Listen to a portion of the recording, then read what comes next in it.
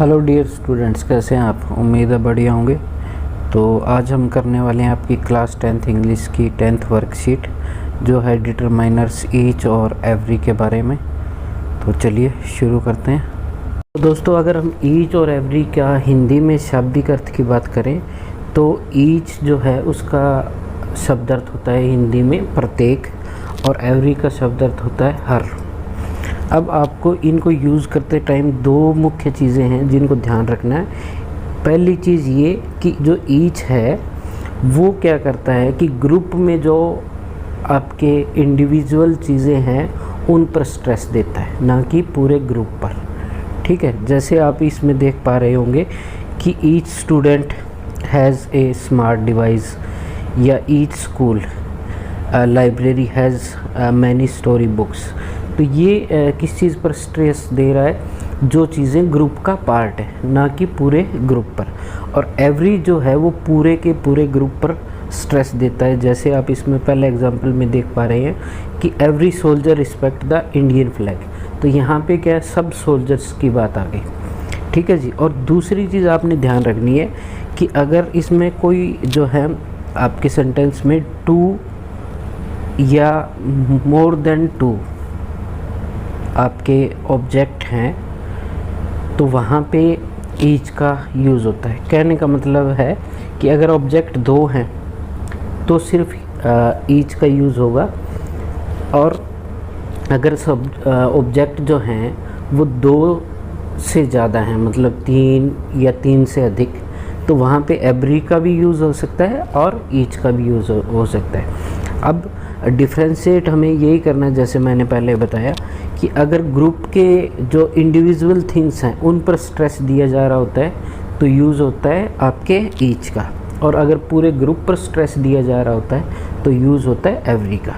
अब देख लेते हैं जो इसमें कुछ चीज़ें बताई गई है कि पहली चीज़ तो ईच एंड एवरी जो है वो दोनों काउंटेबल नाउन्स के साथ ही यूज़ होते हैं, जिनको हम काउंट कर सकते हैं उन चीज़ों के लिए ही इनका यूज़ होता है। और दूसरा, मोस्ट ऑफ द केसेस इनका यूज़ सिंगुलर थिंग्स के साथ ही किया जाता है।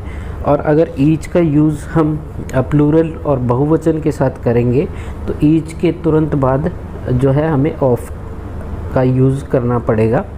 तो देख लेते हैं जो इन्होंने एग्जांपल बता रखे हैं। तो पहली चीज़ ये कह रहे हैं काउंटेबल नाउन्स के साथ यूज़ होगा, कि जिन चीज़ों को हम गिन सकते हैं, जैसे स्टूडेंट्स हैं, स्कूल्स हैं। ठीक है जी। तो इन चीज़ों, या चिल्ड्रन हैं, तो इनको हम गिन सकते हैं। दूसरी जो चीज़ इन्होंने क्या बताई है कि ईच का यूज़ जो है पॉजिटिव सेंस में होगा, कि जब वाक्य जो है नेगेटिव नहीं हो, पॉजिटिव हो, तभी ईच का यूज़ होगा। और तीसरा जो है कि ईच का यूज़ जो है वो प्लूरल यानी बहुवचन के साथ भी किया जा सकता है, पर किस केस में करना पड़ेगा? अगर हम ईच का यूज़ बहुवचन के साथ कर रहे हैं तो ईच के तुरंत बाद हमें OF ऑफ लगाना पड़ेगा, जिस प्रकार से आपको एग्जांपल में दिखाई दे रहा है साफ साफ से। अब देख लेते हैं एवरी का, कि एवरी का यूज़ भी काउंटेबल नाउन के साथ होता है। अगर ये जो है बात करता है, talks about things and people as singular, कि ये चीज़ों और लोगों को एज सिंगुलर अगर शो कर रहा है सेंटेंस में तो ये एवरी का यूज़ होगा, चाहे वो उनको एज ए ग्रुप या इन जनरल सेंस बोला जा रहा हो, पर वो हो सिंगुलर में। ऐसे नहीं होगा जैसे कि सोल्जर है तो सोल्जर्स अगर लिखा होगा, एस लगा होगा, तो एवरी का यूज़ नहीं होगा। इसी प्रकार से जो मॉनसून है तो मॉनसून से पहले एवरी का यूज़ हुआ अगर मॉनसून्स होगा। ठीक है जी। तो यहाँ पे भी एवरी का यूज़ नहीं होगा। ठीक है जी। इसी प्रकार से यहाँ पे 40 मिनट्स लिख रखा है। ठीक है।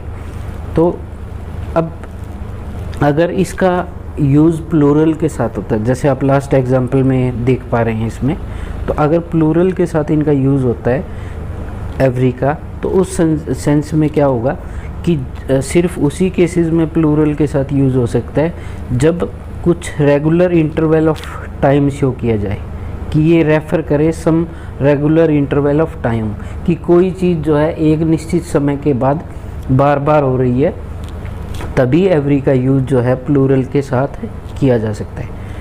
तो बेसिकली अब तक हमने क्या बात समझी कि पहली बात ये कि जो ईच है और एवरी है, इनका यूज़ जो है वो काउंटेबल नाउन और सिंगुलर के साथ होता है साधारण केसेस में, और अगर इनका यूज़ हम बहुवचन के साथ करते हैं तो उसमें हमें दो बातों का ध्यान रखना पड़ेगा कि अगर ईच का यूज़ हम बहुवचन के साथ कर रहे हैं तो वहाँ पे हमें ऑफ का यूज़ ईच के तुरंत बाद करना पड़ेगा, और एवरी का यूज़ बहुवचन यानी प्लूरल के साथ उसी केस में होगा जब ये बताया जाए कि ये किसी रेगुलर इंटरवल पे होने वाले जो चीज़ें हैं उसके बारे में रेफ़र कर रहा है, यानी उसके बारे में बता रहा है। तो होप आपको ये जो मेन पॉइंट्स हैं कुछ वो समझ में आ गए होंगे। तो चलिए अब हम कर लेते हैं एक्सरसाइज। तो फर्स्ट सेंटेंस देखिए कि metro train comes dash 15 minutes. तो अब यहाँ पे जो है टाइम इंटरवल के बारे में बताया जा रहा है कि 15 जो है वो बहुवचन है, बट यहाँ पे हम किस चीज़ का यूज़ कर रहे हैं, टाइम इंटरवल का। तो टाइम इंटरवल का जब यहाँ पे यूज़ होगा तो यहाँ पे आएगा एवरी, जैसे हमने एवरी का जो लास्ट एग्जांपल था उसमें देखा था। ठीक है जी। उसके बाद में नेक्स्ट देखिए, these pencil box cost 30 rupees. अब देखिए यहाँ पे जो पेंसिल बॉक्स हैं उन पर स्ट्रेस किया जा रहा है कि जो पूरा का पूरा ग्रुप है पेंसिल बॉक्सेस का, पर यहाँ पे क्या कहा जा रहा है कि हर पेंसिल बॉक्स 30 रुपए की है। तो जैसे हमने ईच का शुरू में ही डिस्कस किया था कि ये ग्रुप पर स्ट्रेस नहीं देता, ग्रुप के अंदर जो इंडिविजुअल चीज़ें हैं उन पर स्ट्रेस देता है, उन पर उनको रेफ़र करता है। तो यहाँ पे क्या रेफ़र कर रहा है कि ग्रुप में जितनी भी बॉक्सेस हैं पेंसिल की उन सब की कीमत 30 रुपए है। तो यहाँ पे आएगा जी आपका ईच। ठीक है जी। अब नेक्स्ट देखिए, the Holi festival is celebrated dash March in north India. अब फिर से वही टाइम इंटरवल वाली बात आ गई। तो यहाँ पे क्या आएगा, एवरी, कि हर जो आपके मार्च का महीना होता है उसमें होली का त्यौहार नॉर्थ इंडिया में मनाया जाता है। अब नेक्स्ट देखिए, डैश क्वेश्चन इज़ कंपलसरी। इसमें दोस्तों ईच आएगा बिकॉज यहाँ पे प्रत्येक क्वेश्चन जो है वो कंपलसरी है, यानी हर क्वेश्चन पे स्ट्रेस दिया जा रहा है, तो इसलिए इसमें ईच आएगा। अब नेक्स्ट देखिए, dash of players have to score runs. तो यहाँ पे एक तो ऑफ आ रहा है और प्लेयर्स बहुवचन है। तो जैसे हमने डिस्कस किया था कि अगर बहुवचन आया हो तो ईच के साथ ऑफ का यूज़ हो रहा है, तो इनडायरेक्टली हमें ये क्लू मिल गया कि यहाँ पे ईच का यूज़ होगा।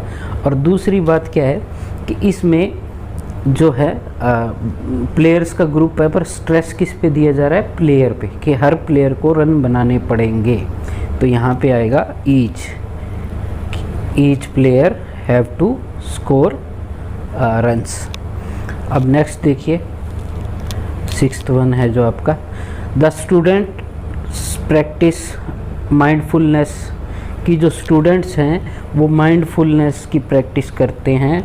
अब फिर डी आ गया, तो यहाँ पे फिर टाइम इंटरवल आ गया कि जो कुछ चीज़ें जैसे हमने एवरी के लास्ट एग्जांपल में देखा था कि जो चीज़ें एक निश्चित टाइम इंटरवल को रेफ़र करें। तो यहाँ पे क्या कहा जा रहा है बेसिकली कि हर बच्चा जो है वो हर रोज़ माइंडफुलनेस की प्रैक्टिस करता है। हर रोज़ हो गया यानी टाइम इंटरवल, तो यहाँ पे क्या आएगा आपके एवरी। उसके बाद में dash of senior citizen need to be vaccinated by the end of this year. तो अब फिर से वही हमें क्लू दे दिया इन्होंने, ऑफ लगाया हुआ है और जो नाउन है वो प्लूरल यानी बहुवचन है, तो यहाँ पे आएगा ईच। और दूसरी बात कि ये स्ट्रेस दे रहा है ग्रुप मेंबर्स पे, यानी हर सिटीजन को वैक्सीनेट करना पड़ेगा। तो उसी वे को भी देखें तो भी ईच आएगा।